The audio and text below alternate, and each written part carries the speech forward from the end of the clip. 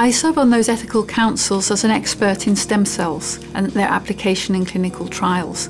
So in the Netherlands, if any trial is planned using stem cells in the clinic, it has to go to a central, a national organisation to be evaluated. Is it safe? Is it likely to work? And in the Netherlands, we can only do clinical trials with stem cells in university hospitals after permission from this organisation. So we all, throughout the country, there's exactly the same criteria used to determine whether the patients are at risk or not, and whether the benefits are likely to come compared with the severity of the disease. So if you have a very mild disease, you will not allow a very high-risk therapy.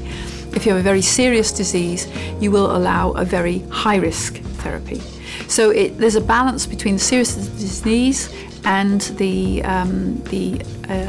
type of therapy, the type of disease that's involved.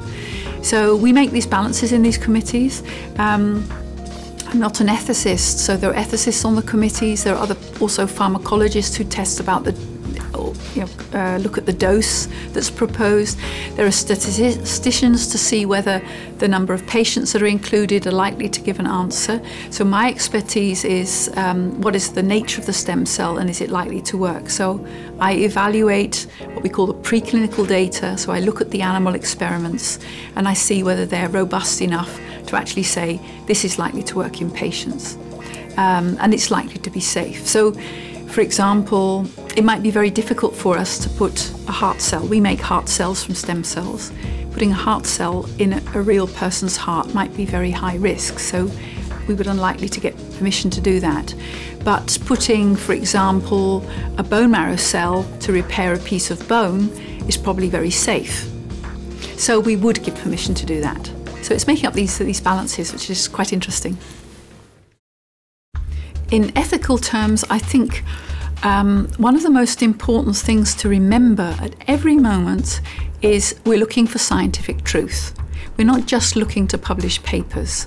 And there have been some recent, say, fairly high-profile, I will say, scandals where people have been tempted to fabricate data to prove their point.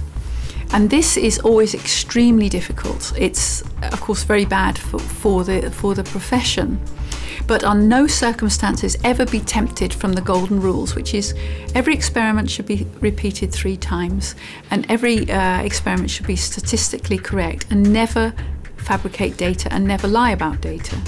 So those are very strong ethical principles. But this, Paul Nurse is a very famous scientist, and he always says every researcher has an angel on one shoulder and a devil on the other. And the angel saying, that result that doesn't fit in with your theory, you should look at that. And the devil saying, oh, ignore it, because you can get your paper published more quickly if you ignore it. And it's the angel you should listen to, not the devil. And he's very adamant about that. And I think we're often challenged. We often have to work against the clock in revising a paper. We have perhaps 3 months to do it. And then an experiment goes wrong, and we've only done it twice, and there's only a week to go. So what do? Do we say, we'll go with a 2, or do we ask the journal for an extension? And that's when there's the devil saying, oh, just do it 2 twice. And the angel saying, no, the rules are. And so we would say that's the moment you're an example for young scientists. You call the journal, you say, we're not going to make it, we need another 2 weeks. And most times they will say yes. But these are always very critical moments. I think it's important for a senior scientist to create an atmosphere where junior scientists are not afraid to say something's go wrong, that they made a mistake. At the same time, junior scientists should be very willing to say they're not perfect, they're learning. So they have to say, okay, I did something really wrong, I'm really sorry, I'll do it again, but I did it wrong. And so that's the atmosphere you have to create on both sides. But young people should learn that at an early stage, not to be afraid of the consequences of, owning up and telling the truth and doing the best. Well, of course, there is a tendency towards zero tolerance of misbehaviour. The question is, though, when something happens like that, senior scientists always ask themselves, could it happen in my group, and would I have noticed it if it had? Because you are responsible as senior author on papers for everything that happens, even if you don't know anything about it.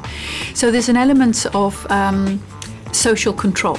So it's very important to have a sort of group feeling where there's social interaction, that people don't have an opportunity to be less than truthful, that they're pleased and they want to share good results. So I have an open door policy. Anybody can come any minute and say, I've got a great result, you have to come and look down the microscope. I think that's really important. The consequences, if you're caught out, are quite severe. You won't have a recommendation from the lab you're in. It may even get worse, you may be prosecuted. But it's certainly not a wise thing to do, and you should never be tempted to go that way. So I think in most cases that have been like this, it's usually people who've worked in isolation. We always worry about people who don't share their results. They're, in German you would say Einzelgangers. They go and work by themselves, work at night and not there in the day. So in general, people prefer to have a certain amount of social interaction to make sure it doesn't happen. But prevention is better than cure. The competition is very strong, yes.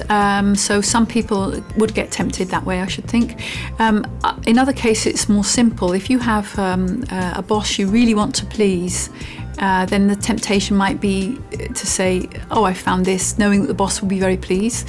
And it's not even usually for immediate gain.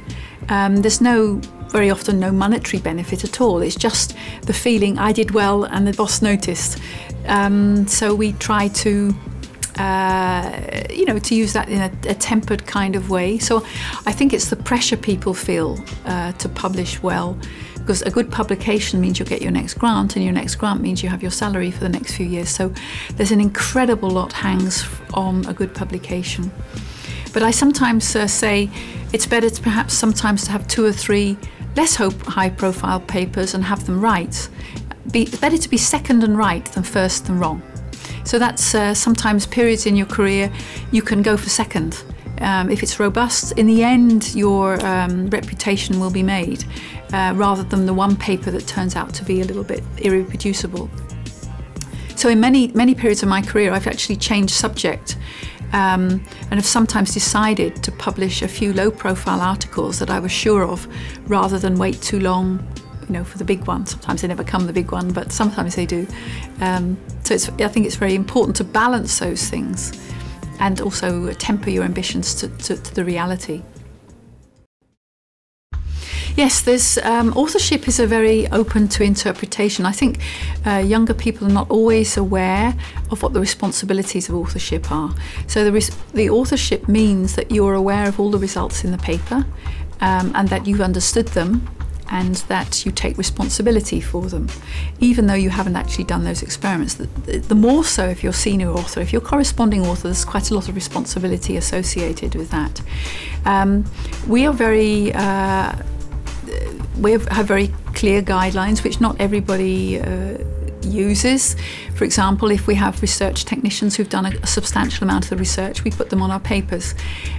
We try to give a fair division of first and last authorships. So, for example, if people have contributed really equally, we will put them as joint first authors, maybe even 3 of them if they've done it all together. Because these days it tends to make more impact if you have more types of approach to one subject. We never put anybody on who has not contributed at all. So it's not always like that. For some reason, some people need to put a clinician on, or a student that needs to have a paper. So we never do that, and I don't think it's a good idea. Some journals actually ask, of course, what's the contribution of the individual authors? And if you can't say that, then of course you have a problem. There's also sometimes a tendency that the professor always has to go last, independent of they actually know what the experiment's about. We tend not to do that. If there's a senior scientist who's actually, it was their idea, they initiated it, and they did it together with a PhD student, there's space for them to be the last author, the corresponding author as well. So I think when you're a young person looking for your group, you should be very well aware of what the authorship's issues are before you go. And you have to then decide, do I want to go into that group? So there may be very strict rules that newcomers don't get first authorship, for example, or you never, even if you're fairly senior, you never get last authorship. Or even that the work you do in a particular group, you're not allowed to take with you when you leave. Some groups do not allow anything to leave the original group. And it may be a very high-profile group, and you may get a spectacular paper, and that may be what you're looking for. That's fine. But if you think you might be able to, if you make, for example, a transgenic mouse, and you think you might be able to take that with you, then it turns out 3 years down the road they don't allow you to do that. That's a huge disappointment. So it's better to know up front what the deal is. And there's no objection at all to asking it when you go for interview. Yes, it's rather difficult sometimes to actually realise what the ethics in other countries are, but it's very important to think about it. For example, in the period that stem cell research, derivation of stem cells from embryos was allowed here in the Netherlands, we did some derivation of stem cells, but there were other countries who also wanted to derive stem cells, and they said they would bring the embryos with them. Now that, I didn't know how they were obtained, so I actually declined those offers, but there was no law that actually prevented me from doing that. It was a sort of almost self-imposed ethics, you could say. So I think there's a lot to be said for just common sense. What do you think is logical? Do you think it will be, material would have been obtained in an ethically acceptable way? And there are certainly cases where you have to be very careful. Was that obtained ethically? There are also international rules. For example, there's a fairly strong stem cell community in Iran, and they do very interesting research. But it's not simple with the present trade embargoes and whatever. You have to be very aware of there are rules that may be beyond science that you have to take into account. So also things like doing clinical trials in other countries. How are the patients recruited? Are they recruited in an ethical way? Do they know what they're agreeing to? So those cross-boundary ethical values, they're common sense, but it's not always easy to know what the exact law is because it will be in another language you're not familiar with. But it's your responsibility to actually find out how that material's been obtained if you have any doubts whatsoever.